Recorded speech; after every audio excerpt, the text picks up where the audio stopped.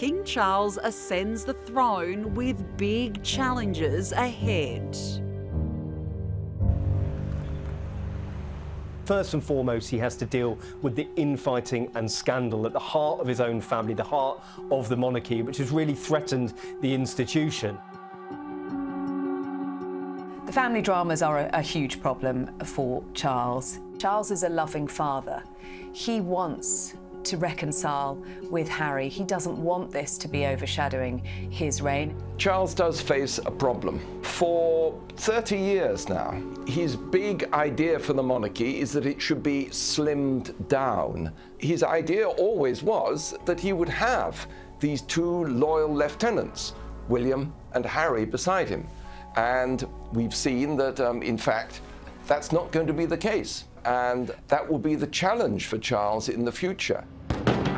The Duke and Duchess of Sussex have announced that they are carving out what they call a new role for themselves. Move over Brexit. There is a new breakup that's shaking up the UK, and it's been dubbed Megxit.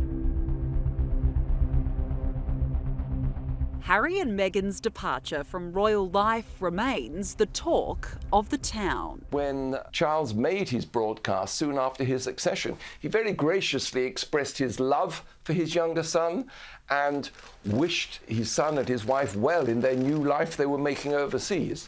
That was a very polite way of Charles saying, off you go to California, we wish you well, that's the end of it. The future for the British monarchy lies with Charles and William operating as a pair. But the Sussexes didn't go quietly. The couple launched a series of tell-all bombshells that wreaked havoc on the firm, first on Oprah, then Netflix. It was terrifying to have my brother scream and shout at me, and my father say things that just simply weren't true, and my grandmother, quietly sit there and sort of take it all in. And Harry's hotly anticipated memoir and bestseller Spare didn't hold anything back, even claiming the King and Camilla were jealous of Meghan. But what he really couldn't stomach was someone new dominating the monarchy, grabbing the limelight. Someone shiny and new coming in and overshadowing him, and Camilla. He'd lived through that before and had no interest in living through it again. The King and the Prince of Wales have been severely wounded by Harry's barbs, and I don't think anything will change their opinion of Harry.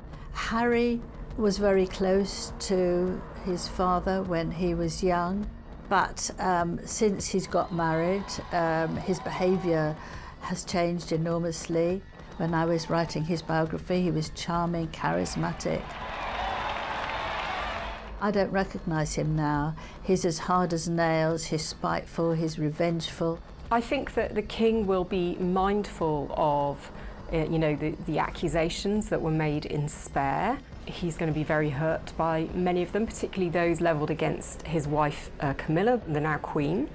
It's incredibly hard to see how they reconcile fully after everything that has been said and done. But at the end of the day, he's a father of two boys who he loves dearly. He wants to have good relationships with them. If they wanted to go, they had the Queen's goodwill. They had his father, Prince Charles, still at that time, his goodwill. Go and live the lives you want, and he gave them several £1 million to help them settle. If Meghan hadn't married Harry, she would just be some long-forgotten actress who ran out of work just before she reached 40. Now she's very famous all around the world, and she's very rich, and lots of doors have been opened to her. You'd say actually the House of Windsor has got a better record of survival and ruthlessness than the mafia. It's certainly been at it longer and still seems to be thriving. And given that ruthlessness and the importance of maintaining the institution, it's difficult to see a way back for Harry.